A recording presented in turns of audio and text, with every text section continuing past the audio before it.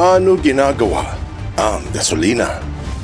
Kaila sa marami na yung nakukuhang crude oil sa ilalim ng lupa ay walang silbi. Ito ay marumi at puno ng latak. Bagamat nakabili ng crudo ang Pinas mula sa Russia, hindi ibig sabihin ay ligtas na ang ating ekonomiya. Kailangan munang padaanin sa iba't ibang proseso ang dumating na crudo upang maging gasolina at magamit ito. Diyan pumapasok ang oil refinery na may kakayahan at kagamitan na linisin ang langis para mabili natin sa mga gasolinahan. Siguradong magugulat ka sa malalaman mo na nakasalalay ang takbo ng ating ekonomiya sa nag-iisang planta ng bansa, ang Petron Oil Refinery sa Bataan.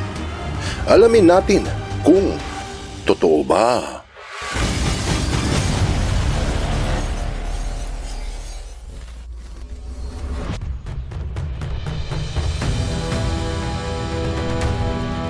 Noong taong 2023, sa Pilipinas ayon sa The Global Economy, gumamit tayo ng mga 123,000 na bariles ng gasolina kada araw. Ang isang drum o blue barrel ay mayroong mga 42 galon o mga 159 na litro. Gasolina pa lamang yan ha? Base sa Gulf News, noon lang buwan ng Marso 2026. 33 milyong litro ng diesel ang gamit sa Pilipinas o mga 207,000 na barrels o drum. Kung pagsasama-samahin ay tinatayang nasa humigit kumulang 300,000 hanggang 400,000 na barrels kada araw. Pero maliit lamang yan dahil ang Estados Unidos noong 2021 ay kumonsumo ng halos 135 billion na galon ng gasolina para patakbuhin ang kanilang mga sasakyan at makinarya.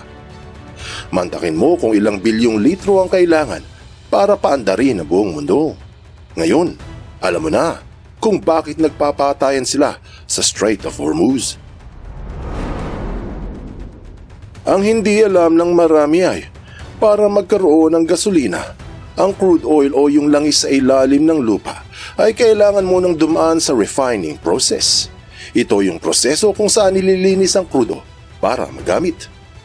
Ang crude oil ay hindi agad pwedeng gamitin sa sasakyan. Malapot ito at marumi, kaya kailangan pang dumaan sa pagpino para makagawa ng gasolina na binebenta sa mga gasoline station. Ang final product ay ang gamit ng mga jeep, tricycle, bus, pati mga eroplano at iba pang mga sasakyan. Bukod dyan, ginagamit din ito sa pag-produce ng kuryente sa ilang lugar at sa pagpapainit ng mga bahay sa malalamig na bansa. Marami ring produkto sa paligid natin na galing sa krudo, tulad ng plastic at ilang parte ng cellphones. Kaya mahalaga ang langis sa pang-araw-araw na gamit. Bago sipsipin ang crude oil sa ilalim ng lupa, may dalawang mahalagang katangian na hinahanap sa langis. Una, dapat mababa ang specific gravity nito. Ibig sabihin, mas magaan at hindi gaanong malapot. Kapag masyadong mabigat ang oil, mas mahirap at mas matrabaho ang paglinis. Mas malaki ang gastos ng mga refineries, kaya yung iba ay namimili rin ng klase ng crude oil na inaangkat. Pangalawa, dapat mababa ang sulfur content nito. Kapag mababa, ang tawag nila dito ay matamis, at kapag mataas naman ang sulfur, maasim. Mas gusto ng mga nagdi-drill ng langis ay yung matamis kasi mas madali itong linisin at kaunti ang polusyon. May mga batas kasi hinggil sa polusyon sa mga oil refineries. Kung hindi sila susunod, multa ang abot nila. Ang crudo ay hindi lang iisang substance. Kumbaga sa ulam, marami itong sangkap. Iba't ibang kemikal ang laman na tinatawag ng mga hydrocarbons o pinagsamang elemento ng hydrogen at carbon. Merong mahahaba, merong maiigsi, meron namang pabilog, yung iba ay sanga-sanga. Nalalaman nila kung anong klase ng hydrocarbon ang sangkap kapag pinainitan ito at pinakulo. Yung maliliit na hydrocarbon ay magaang, mas madaling pasingawin o madaling linisin. Kaya ito ang kadalasang nagiging gasolina. Ito yung pinakamalinis na uri ng crude oil. Samantalang yung mas malalaki at mabibigat ang lamang hydrocarbon, mas malapot at mas mahirap i-process. Kaya napupunta sila sa diesel, sa mga lubricants at yung ibang hindi malinis ay gamit sa asfalto. Sa bawat isang barrel ng langis o isang drum ng maruming krudo, hindi lang isang produkto ang nagagawa. Mga 20 galon ang nagiging gasolina na ginagamit sa mga sasakyan. Mga 12 galon ay pwedeng gawing diesel. May 3.5 na galon para sa jet fuel na ginagamit sa mga aeroplano. Ang natitirang bahagi ay napupunta sa iba pang petroleum products. Sa Pilipinas, mas marami tayong inaangkat na krudo kumpara sa gasolina. Ito ay dahil sa iisa lamang ang ating pasilidad na nagpo-process nito. Siyempre, mas mahal ang presyo ng drum ng gasolina kumpara sa drum ng krudo dahil kailangan pa itong idaan sa ilang proseso para magamit ng mga consumers. Diyan pumapasok ang oil refineries. Ang balita ng France 24 bago matapos ang buwan ng Marso 2026 ay nakakuha ang nag-iisang oil refinery sa Pilipinas ng 2.5 milyong bariles o drum ng crude oil mula sa Russia. Sinabi na ito ay dahil sa extreme necessity o matinding pangangailangan. Ibig sabihin, ang pagbili ay posibleng hindi na maulit sa susunod. Krudo lamang ang nakuha. Kailangan pa itong linisin sa planta ng Petron sa Limay, Bataan bago makagawa ng gasolina at diesel. Aabot ito ng ilang linggo hanggang isang buwan, depende sa bilis ng paglilinis. Yan ay kung kaya nila itong linisin. Ang krudo ay dadaan sa iba't ibang proseso para maging iba't ibang produkto tulad ng gasolina, diesel at jet fuel. Hindi ito simpleng proseso. Maraming stages ang pinagdadaanan bago natin ito mabili sa mga gasolinahan. Ang pinakaunang proseso na dadaanan sa planta ay yung pagtanggal ng sulfur at iba pang latak. Ginagawa ito sa hydro-treating unit kung saan hinahaluan ng hydrogen yung langis para malusaw yung sulfur at maging hydrogen sulfide gas at sumingaw na usok. Kaya sa mga oil refineries, makikita yung mga usok na binubugan ito. Mahalaga ang hydro-treating dahil kung hindi aalisin yung elemento ng sulfur sa krudo, nagpo-produce ito ng lason. Malaki ang multa kapag hindi tinanggal ang sulfur, kaya may mga mahigpit na regulasyon hinggil sa peligro ng ultra-high level ng sulfur fuels. Ang hydro-treating ay ginagawa para maging safe sa tao at sa kapaligiran ang paggamit ng gasolina. Kumbaga, yung bumubuhay sa atin ay siya ring papatay sa atin.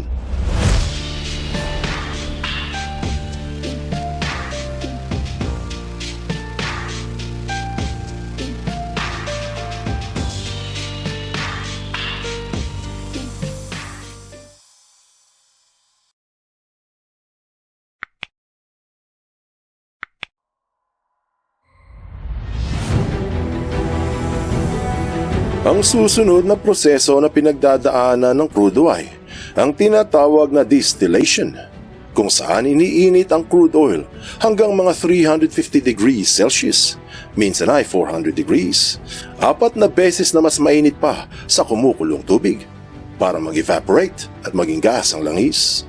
Mula sa mga higanting imbakan, padadaluyin ito sa mga tubo papunta ng furnace para pakuluin. Dito nila nahihiwala yung mga hydrocarbon kapag gumulo. Nabubukod yung mga maliliit na elemento sa malalaki. Kapag malalaki yung hydrocarbon, mas malagkit ang magiging produkto. Pero yung mga maliliit, mas malinis ang resulta. Kaya iba-ibang produkto ang nakukuha dahil sa sangkap nitong hydrocarbon. Kontrolado ang init para masiguro na ang pagbubukod ay maayos.